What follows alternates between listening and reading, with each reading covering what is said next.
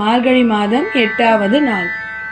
கீழ்வானம் வெல்லென்று எருமை சிறு வீடு மெய்வாய் பரந்தனக்கான் மிக்குள்ள பிள்ளைகளும் போவான் போகின்றாரை போகாமல் காத்துன்னை கூவுவான் வந்து நின்றோம் கோது களமுடைய பாவா எழுந்திராய் பாடி பறை கொண்டு மாவாய் பிளந்தானே மல்லரை மாட்டிய தேவாதி தேவனை சென்று நாம் சேவித்தால் ஆவாதென்று ஆராய்ந்து அருளேலொரெம்பவாய். நன்றி.